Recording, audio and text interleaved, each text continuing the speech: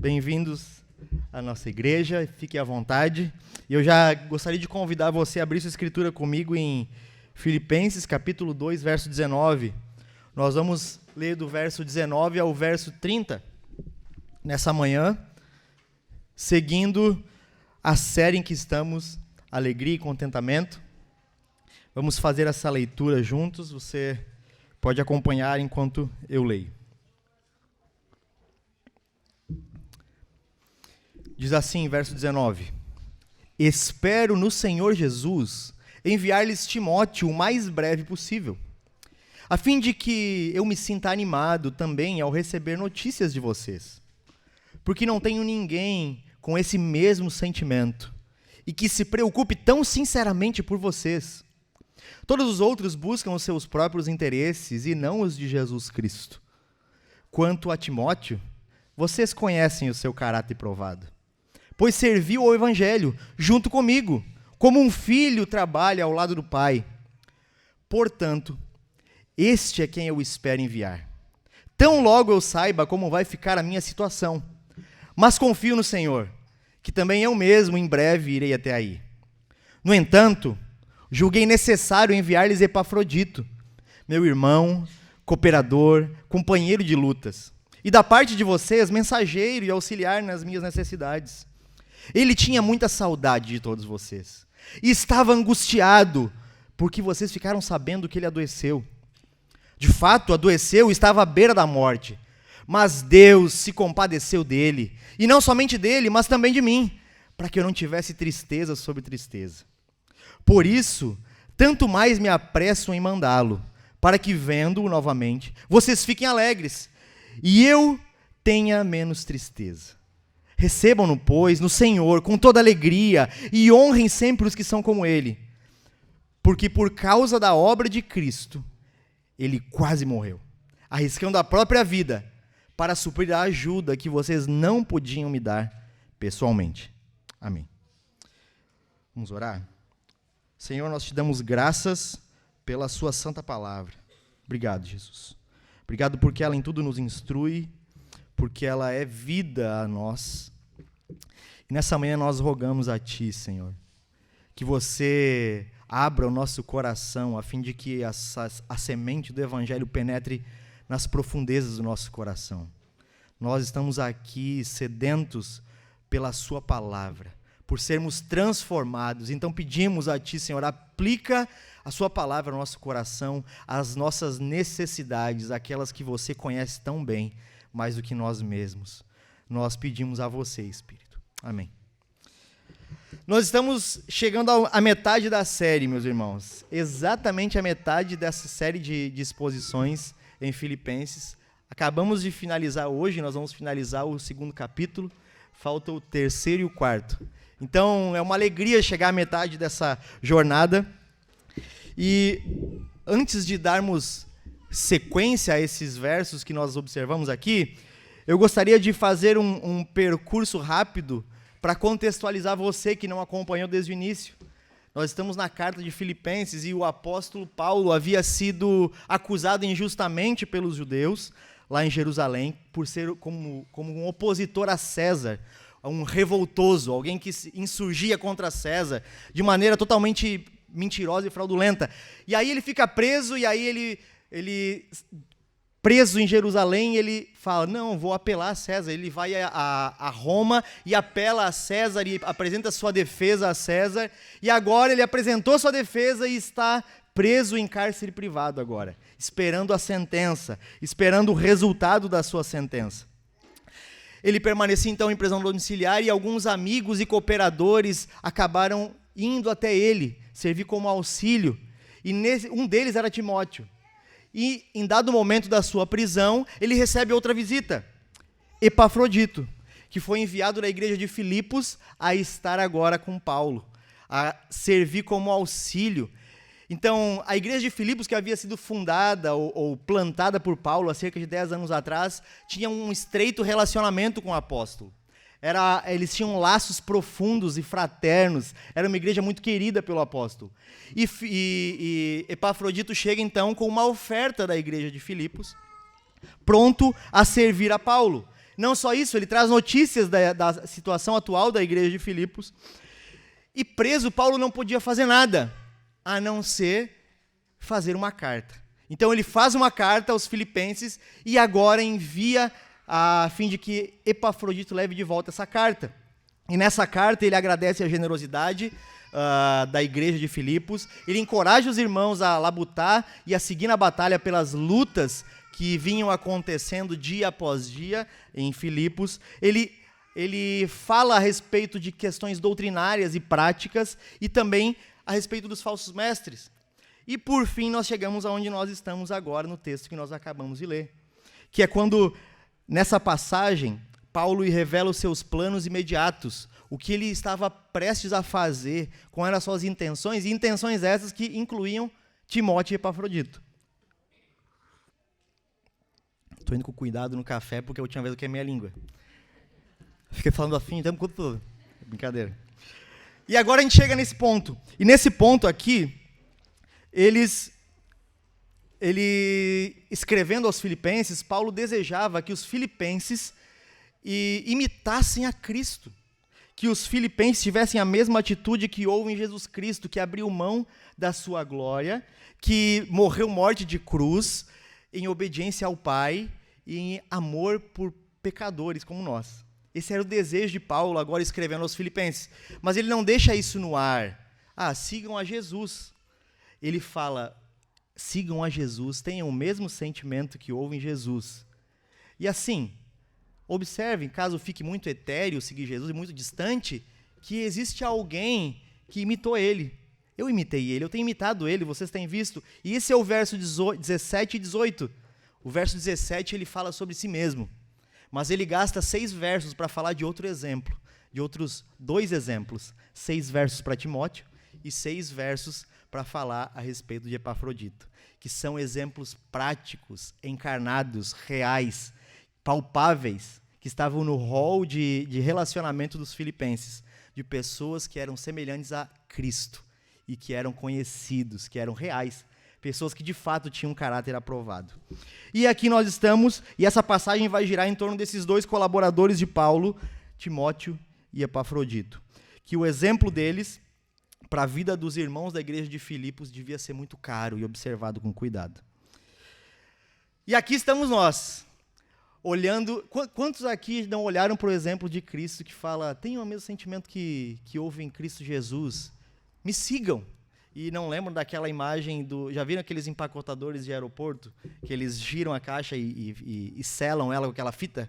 Os caras fazem uma velocidade. E a gente vai tentar também. Tem um memezinho que mostra, né? Paulo seguindo Jesus. Aí, eu seguindo Jesus. Não consegue, é impossível a gente se comparar. E a gente tem essa dificuldade de comparação. E Paulo, pensando nisso, fala, ok, eu vou dar exemplos práticos, exemplos de carne e osso que estão ao lado de vocês. Pessoas virtuosas. E ele agora vai apresentar nessa exposição do verso 19 ao 30, Timóteo, na primeira metade, e depois Epafrodito, e é o que nós vamos observar. O verso 19, então, para nós entrarmos agora no texto. Paulo inicia falando o seguinte, espero no Senhor Jesus enviar-lhes Timóteo, o mais breve possível, a fim de que eu me sinta animado também ao receber notícias de vocês. Então, Paulo tinha um objetivo, o objetivo do plano de Paulo era enviar Timóteo. Porque naquela época não existia mensagem instantânea. Então, Paulo tinha um objetivo. Ele falou, tudo que eu falei no capítulo 1 e até agora no capítulo 2, a respeito de Cristo, suas excelências, o seu esvaziar, essa grande doutrina encontra sentido e se encarna. E eu vou provar para vocês, porque eu vou enviar alguém que vocês conhecem já, e que é de carne e osso, que vive essa verdade, essa realidade. E é Timóteo, ele fala, eu vou enviar Timóteo. Esse era o plano, que Timóteo fosse como mensageiro, anunciando a expansão do evangelho, aquilo que Paulo tinha a contar, e algumas novas de Paulo. Mas não só isso, que ele retornasse com boas notícias dos filipenses, uma congregação tão cara, tão estimada por Paulo, a fim de que ele fosse animado nessa situação de cárcere que ele se encontrava. Ele queria ter notícia dos seus amados irmãos. Mas esse era o plano de Paulo. E agora, no início do verso, você vai ver que ele evidencia, não que ele tenha apenas planos pessoais e privados, mas todos os seus planos, ele aprendeu muito bem a sujeitar a Deus. Porque no início do verso ele fala, espero no Senhor. Ele tinha planos, mas ele esperava no Senhor. Se a gente for transliterar, ele fala assim, se Deus quiser, eu estarei com vocês. Diferente do Paulo, que antes vai em direção à Ásia. Eu vou evangelizar a Ásia. E Deus fala assim, só um pouquinho que tem os meus planos. Você vai para Macedônia. Agora Paulo aprendeu. E ele fala, o futuro está nas mãos do Senhor. A Ele pertence. Eu estou em total dependência do Senhor. É isso que esse início desse verso está falando. Por mais que Paulo tivesse o desejo, o máximo desejo de Paulo era discernir a vontade de Deus e cumprir essa vontade de maneira precisa. Esse era o desejo mais profundo do apóstolo Paulo. Ainda que envolvesse planejamento humano, desenvolvimento em oração, ele sabia que cabia a Deus a execução dos seus desígnios, e não a ele. E aí, apontando Timóteo, agora ele vai dar no próximo verso algumas motivações pelas quais ele envia Timóteo. Ele fala, eu quero enviar Timóteo para vocês, para ter notícias e para que vocês vejam ele. E Timóteo, nós sabemos, ele era filho de Eunice, neto de Lloyd, ele era educado e versado nas escrituras desde muito cedo, alguém que não se desviou, alguém que acompanhou Paulo em viagens missionárias e alguém que tomando o bastão das mãos de Paulo depois que ele é martirizado, dá sequência a esse legado. E ele, enviado então por Paulo, Paulo vai revelar os seus motivos. Verso 20. Porque não tenho ninguém com esse mesmo sentimento. Até aí. Paulo fala, eu estou enviando Timóteo porque ele tem o mesmo sentimento que eu. Ele é alguém que tem a mesma admiração, a mesma preocupação, o mesmo amor que eu mesmo tenho por vocês. Timóteo aprendeu a amar vocês. Ele ama vocês. Timóteo, esse mesmo sentimento é uma palavra que denota a mesma alma. O mesmo, é como se fosse o meu igual.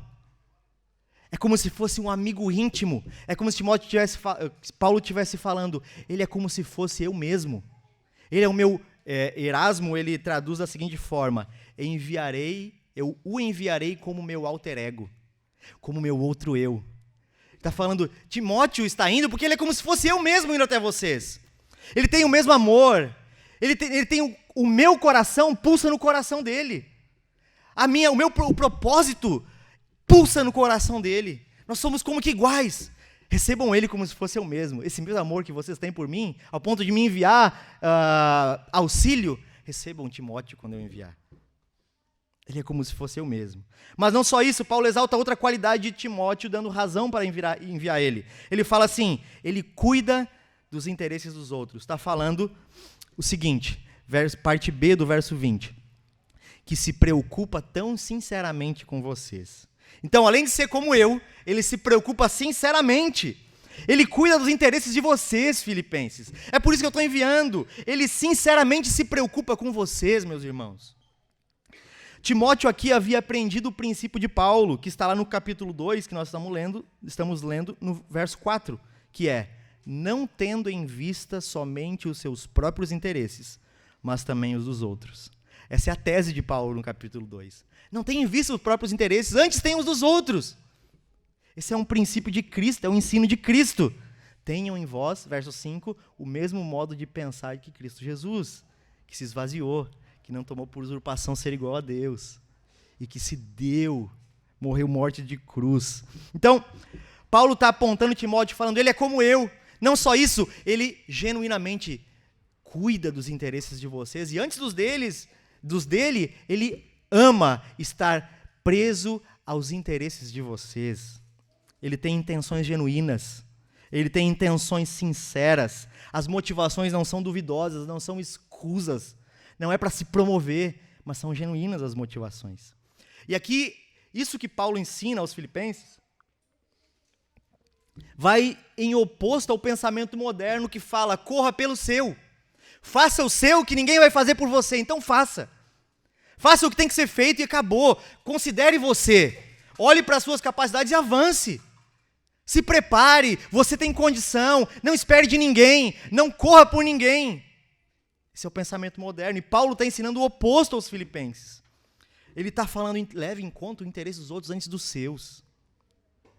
E aqui se encontram os grandes desafios, ou a maior parte dos desafios dos dilemas da igreja moderna, que gastam mais tempo resolvendo problemas internos, questões pessoais, pessoas batendo cabeça, ofendidas umas com as outras, machucadas umas com as outras, intrigas, divisões, problemas internos, quando deviam estar se ocupando em planejar, pensar, em avançar o evangelho, com fatores externos.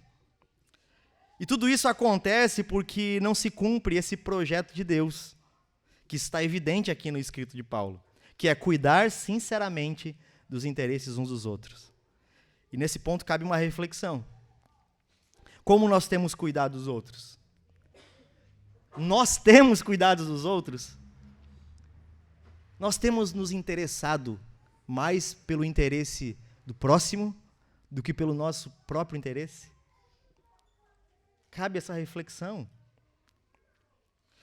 E o verso seguinte, Paulo traz um contraste. Ele vai contrastar o exemplo que ele deu de vida cristã de Timóteo, de um homem maduro na fé, com outras pessoas.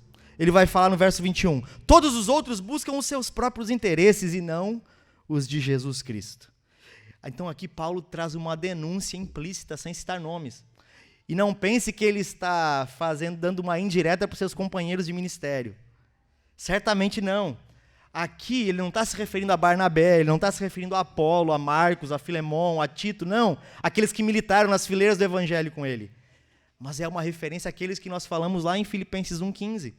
Quando ele estava em Roma ali, agora preso, e pessoas se levantavam para pregar o evangelho, mas com motivações erradas, por ciúme, inveja, a fim de pesar sobre Paulo. Ele está falando, esses outros, existem outras pessoas que não buscam os interesses de Jesus, mas os seus próprios, para se tornar mais evidente, para aparecer. Seus próprios interesses escuros, obscuros. Mas ele fala, Timóteo não. Timóteo não é assim, ele busca as coisas de Cristo. Então veja, tem dois tipos de pessoas aqui. Tem aqueles que são como Filipenses 1:21, que se você olhar em Filipenses 1:21, o viver é Cristo. Pessoas que têm Cristo como centro da sua existência. Esses são tipos de pessoas como Timóteo. Mas tem também outros que são segundo o que a gente acabou de ler, Filipenses 2:21, que vivem para si mesmos, que são autocentrados, que têm em conta mais alta os seus próprios interesses. E esses modelos eles vão se excluir. Não há como viverem simultaneamente. Se você tem no centro da existência Cristo, é impossível que você esteja no centro da existência. Não há como ser autocentrado. Eles se excluem. Mas nós, a todo momento, vivemos tentando colocar as nossas próprias coisas em primeiro. A todo momento. E quando nós não cuidamos e vigiamos por um segundo sequer, a nossa vontade vem para o centro, em detrimento à vontade do outro. As nossas necessidades são muito mais caras e importantes do que a necessidade do outro. A nossa vida tem primazia em relação a qualquer outra pessoa. E quando a gente age dessa forma, nós pegamos as coisas primárias e relegamos a segundo plano. Nós pegamos o fundamental e colocamos como se fosse periférico. E quando acontece isso, há uma grande desordem. Quando acontece isso, as coisas ficam distorcidas. Nós vivemos uma vida baseada em fundamento errado. A relação com Deus não está organizada, fundamentada. Ele não é o centro, tudo sai de órbita, há um caos. E nós acumulamos problemas e problemas e dilemas e vivemos lambendo os nossos próprios problemas e feridas. E tendo a nossa existência como algo mais caro, o nosso problema como algo mais problemático de qualquer outra pessoa. Mas Timóteo não era assim. Timóteo tinha o centro da sua existência Cristo. Ele mostrava no viver dele o caráter de Cristo. Era caro para ele a glória de Deus, o progresso do evangelho, o benefício da igreja, dos irmãos em Filipos. E Timóteo não era desconhecido dos irmãos, como a gente já havia falado.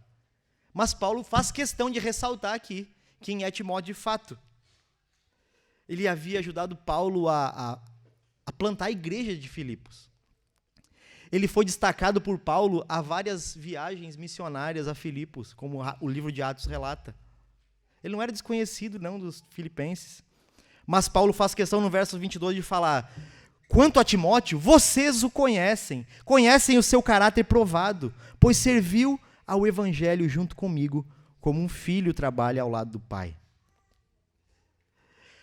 Eles conheciam muito bem o exemplo de Timóteo, o testemunho que Timóteo tinha de Cristo, de Timóteo como sendo aquele que vivia na prática o que Paulo ensinava na doutrina, de perto, aquele que tinha sim entendido o esvaziamento de si mesmo, no sentido da sua própria vontade, para servir o outro, como mais caro.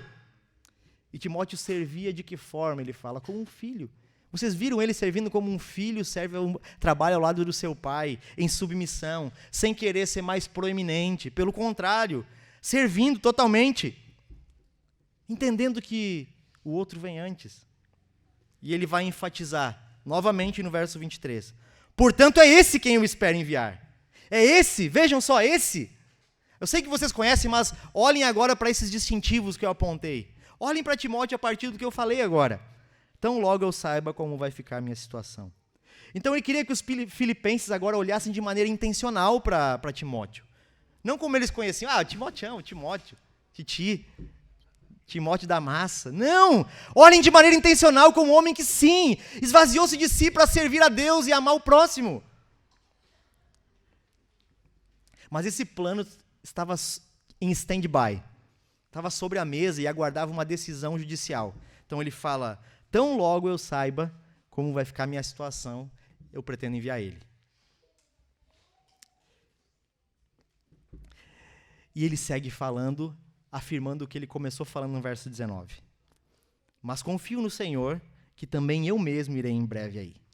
E ele ressalta a nítida esperança que ele tinha na sua absolvição, mas ainda assim falando, o dono do futuro, da existência da minha vida é o Senhor, e está bem guardado nas mãos dele. Eu confio no Senhor, mas é ele quem determina o sim ou não. E aqui se encerra a primeira metade, onde Paulo fala sobre Timóteo, apontando como um exemplo vivo do evangelho encarnado. Mas ele não para por aí. Ok, Timóteo às vezes vem e vai, então olha para o seu vizinho, lembra Epafrodito? Lembra de Epafrodito? E começou caminhando na fé, e foi crescendo, e hoje talvez seja até um líder entre vocês. Esse Epafrodito, você lembra dele?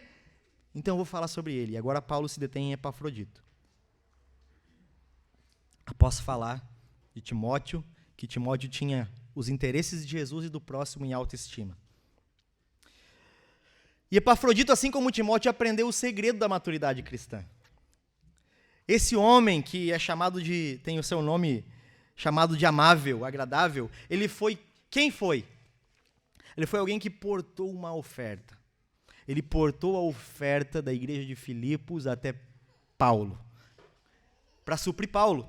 Mas ele não só portou uma oferta, como também ele portou uma carta de volta a Filipos. Então ele foi o portador de uma oferta e o portador de uma carta. Mas não só isso, ele foi designado lá em Filipos, além de levar a carta, ele foi designado a servir como um auxiliar de Paulo.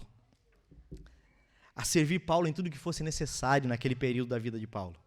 Ele foi designado a assistir Paulo. Então ele não era apenas o portador de uma oferta, ele próprio foi a própria oferta.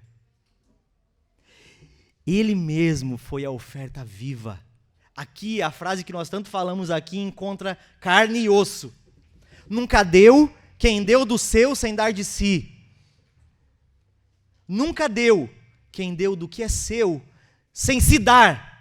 Epafrodito encarna essa mensagem, essa frase que utilizamos hoje. Ele não deu apenas do seu recurso, ele foi a própria oferta voluntária, a gastar a sua vida em prol da igreja, representando Filipos, a igreja em Filipos e o próprio apóstolo Paulo. Não é mentira o que falamos, é possível, é verdade. Isso sim é uma oferta genuína e verdadeira, não apenas a que sai do bolso, mas a que se doa voluntariamente. E o verso 25, então, Paulo vai falar sobre os seus planos imediatos, porque aquele estava em stand-by. E o verso 25, parte A, fala: no entanto, julguei necessário enviar-lhes Epafrodito. Ou seja, apesar de tudo que eu falei, algo urgente, que não pode ser feito agora. Eu não posso enviar Timóteo agora. Mas eu pretendo enviar Epafrodito para vocês. É importante. E é isso que eu desejo e eu vou fazer. Eu vou enviar Epafrodito. E ele fala quem é Epafrodito para ele na sequência. Ele fala: é meu irmão, meu cooperador, meu companheiro de lutas. Ele fala: vocês conhecem Epafrodito, mas deixa eu explicar um pouco. Como eu falei de Timóteo, deixa eu falar sobre Epafrodito. Epafrodito que vocês conhecem, para mim, vejam com esses olhos. Ele é meu irmão. Ele é alguém que eu tenho afeto profundo por causa dos laços que partilhamos na fé. Por algo maior do que o sangue. Porque a fé tem laços muito mais profundos do que os laços sanguíneos. Ele é meu irmão e eu tenho profundo afeto porque fomos unidos na fé. Ele é meu irmão.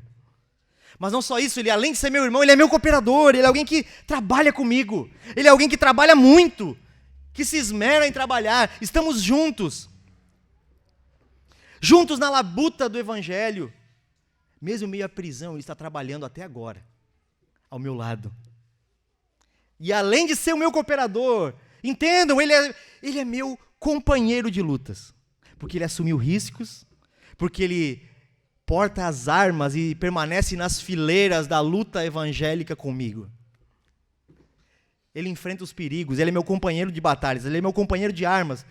Porque Paulo, ele entendia que o serviço pelo evangelho era uma batalha. Ao ponto de, em Efésios, falar sobre as armaduras de Deus. É um combate. Agora, nesse momento, há um embate pela sua atenção. Há um combate violento para capturar sua atenção. É um combate, o trabalho pelo evangelho.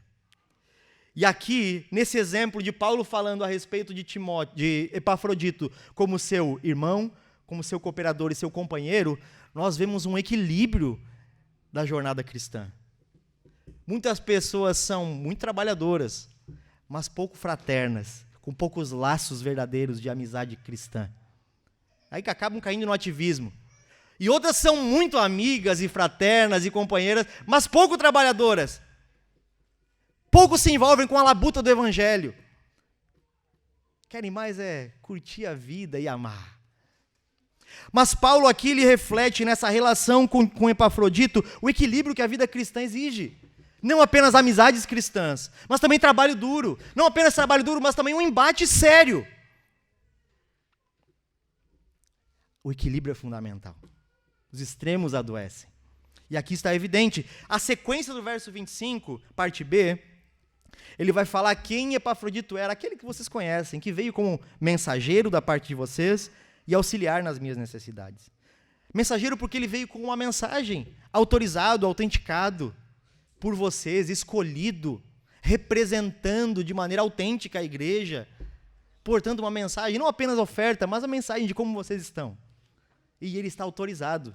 A palavra usada é apóstolo, porque a palavra tinha uma abrangência muito maior do que ela é restrita hoje. Apóstolo no sentido de mensageiro, autorizado, alguém que carrega uma mensagem válida. E nesse sentido, somos apóstolos de Cristo, de carregar uma mensagem como cartas vivas, não no sentido como os 12 foram, como Paulo foi. Não, isso é usurpar o que a literatura bíblica, o texto bíblico fala sobre um grupo seleto de pessoas específicos que tinham autoridade suma. Mas nós somos aqueles que carregamos uma verdadeira mensagem. E assim ele fala, esse mensageiro, vocês conhecem ele, mas além disso ele é o meu auxiliar nas necessidades. Aquele que vocês enviaram para me auxiliar, para ser suporte. E essa palavra é interessante, porque ele funcionava como que um secretário de Paulo na prisão. Paulo, segundo Atos, estava preso em cárcere privado. Ele estava aguardando a sentença em uma casa e ele tinha que ficar em cárcere privado, não podia sair dali. E a guarda pretoriana ficava com ele. Então, todas as funções de comprar comida, ir fazer as coisas na rua, ajudar na organização da casa, porque ele seguia pregando o evangelho naquela casa. Muitas pessoas vinham e era necessário alguém que ajudasse. E ele era essa pessoa. A palavra auxiliar é liturgos, que dá origem à palavra liturgia, que é prestar um serviço sagrado, como que em forma de adoração ao próprio Deus, muito além de organizar a disposição correta dos elementos do culto, mas ampliado. A ideia de liturgia aqui é de o evangelho prático, vivido na vida de verdade, como um derramar generoso, como um derramar abnegado em serviço do outro, como se estivesse servindo o próprio Deus, como se estivesse prestando um culto ao próprio Deus. Esse era Epafrodito servindo de maneira sacrificial, abnegada a Paulo, como que se estivesse servindo o próprio Deus. É como em Atos 13, Paulo e Barnabé servindo ao Senhor, em servir às mesas, em servir aos irmãos. Estavam servindo aos irmãos e servindo a Deus como que a um culto. Esse é o mesmo sentido. Então Paulo usa essa palavra para relatar o trabalho de Epafrodito, para falar que ele foi como que alguém enviado por Deus, a prestar um serviço sagrado. E era fruto da fé dos filipenses e do próprio amor genuíno de Epafrodito pelo Senhor.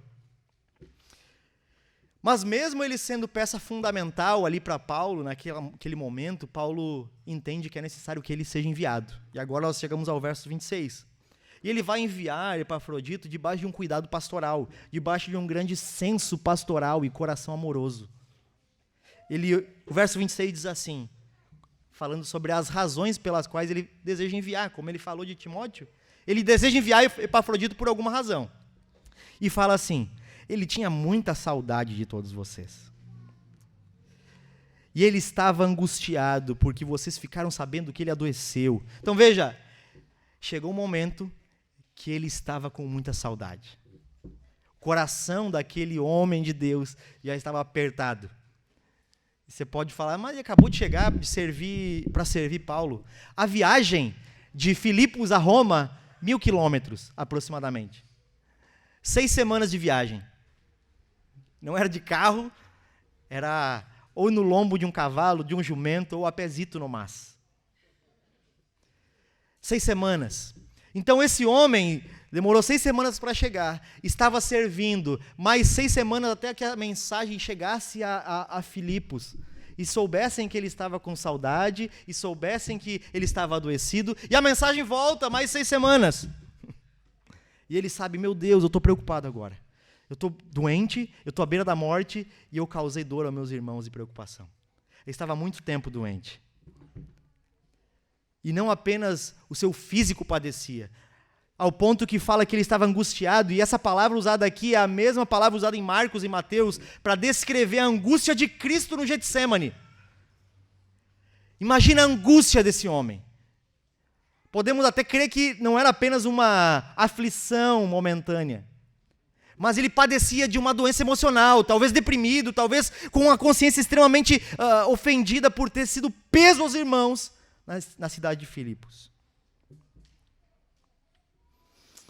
Então esse homem doente há muito tempo, não só de corpo, à beira e às portas da morte, que provavelmente deve ter adoecido ou no caminho de vinda até Paulo, ou então enquanto doava a sua vida, gastava a sua vida em servir como um liturgos a Paulo.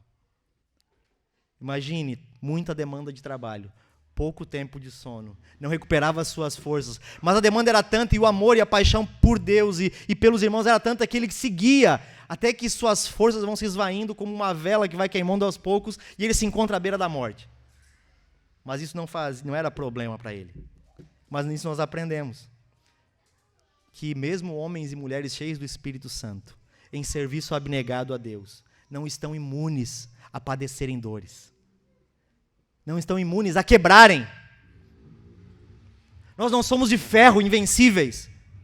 Pelo contrário, isso revela como nós somos finitos, dependentes, como nós somos suscetíveis, como nós somos frágeis. Epafrodito, em um serviço abnegado de amor a Deus e ao próximo, chegou às portas da morte. Nós somos lembrados, através disso, que nós somos, sim, dependentes, frágeis, suscetíveis. E como o pastor Tiago pregou e a palavra de Deus fala, nós somos como pequenos ramos na videira, que sofrem frio, que são podados, que quando a geada vem eles padecem e podem quase morrer, mas a videira dá nutriente para que ele permaneça. E no tempo certo ele volte a vicejar e a dar o seu fruto. A questão é que quando nós padecemos, nós muitas vezes queremos buscar o conforto, o alívio das nossas cargas e pesares em lugares que a Escritura não fala para buscar. No mundo tereis aflições.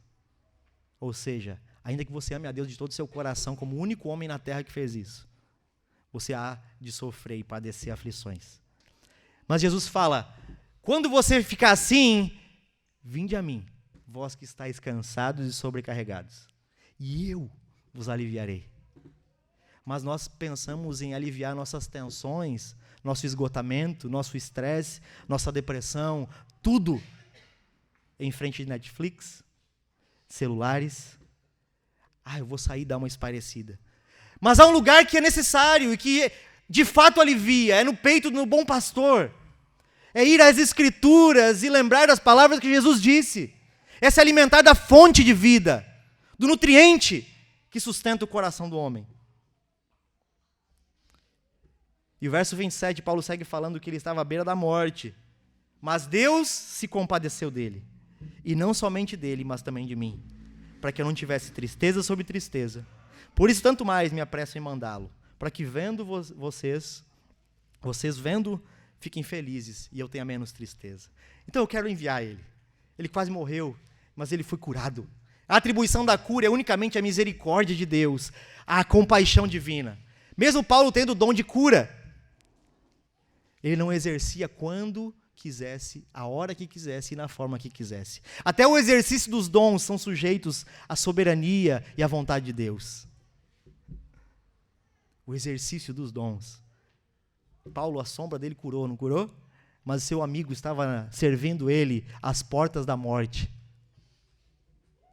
Mas Deus se compadeceu. E é atribuída a cura unicamente à misericórdia e à compaixão de Deus. E nós vemos o Deus que se compadece dos enfermos.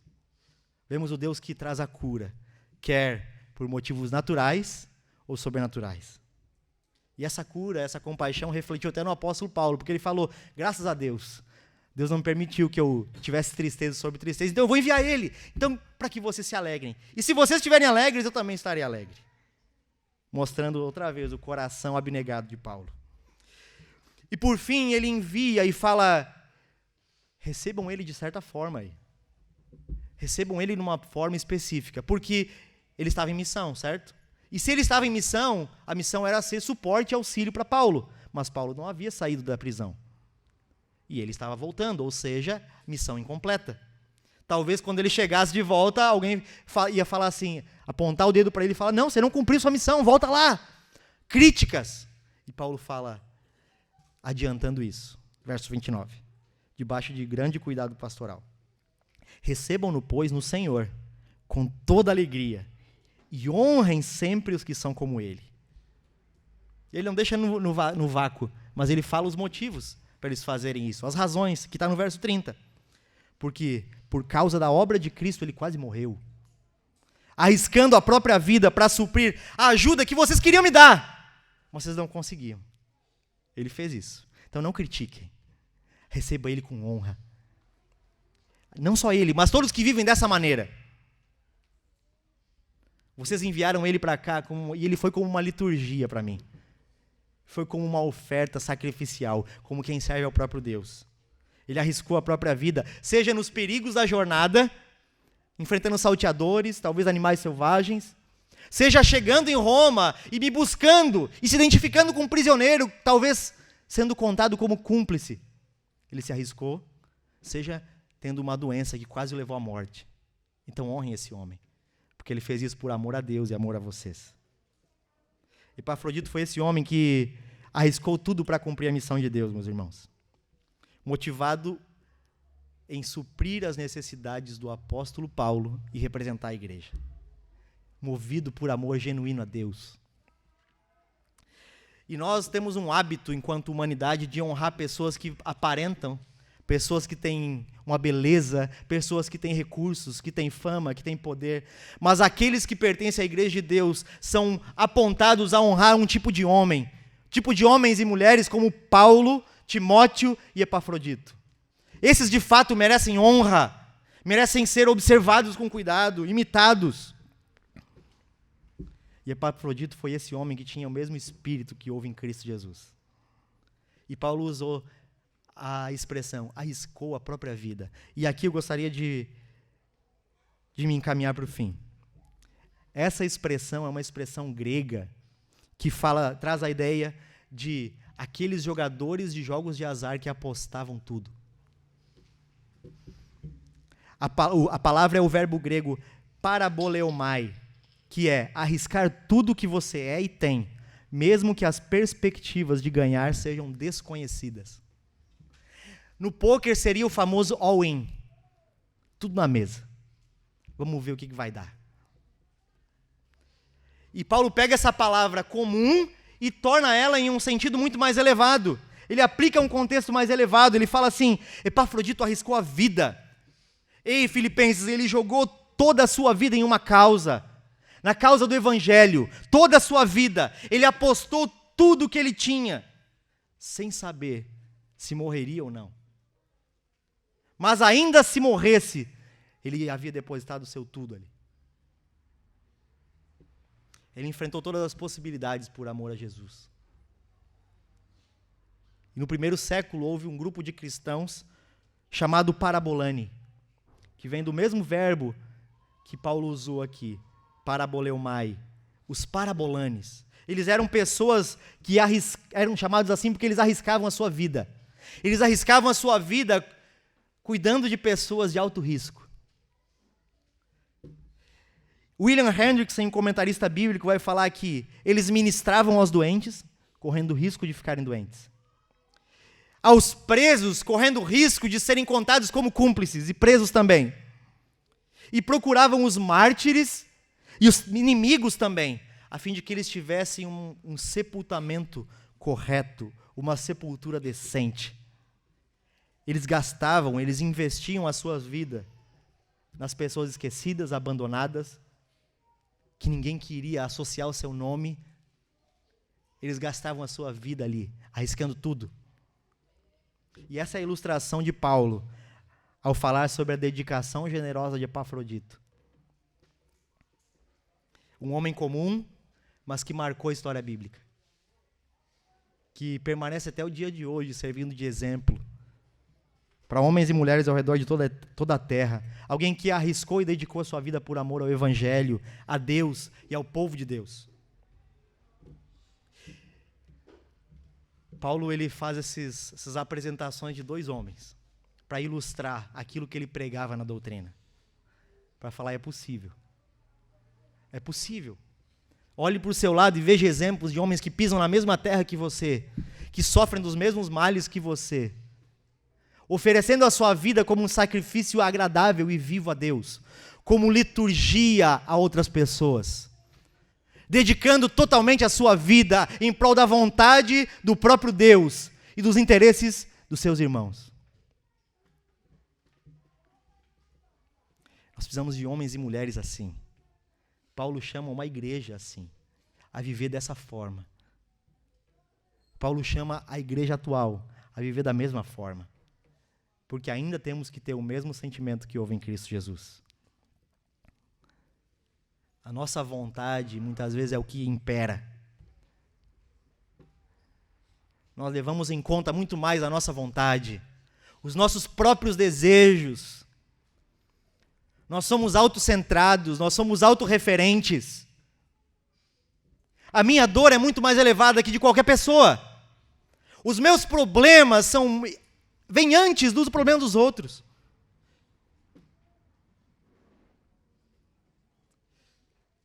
A demanda é elevada, porque os nossos problemas se acumulam sobre nós. É como se nós, por viver a vida de uma maneira desordenada, de maneira injusta porque não está na posição correta, porque Cristo não está no centro, nós vivemos uma perversão, uma distorção de ciclos de existência em tudo que nós fazemos.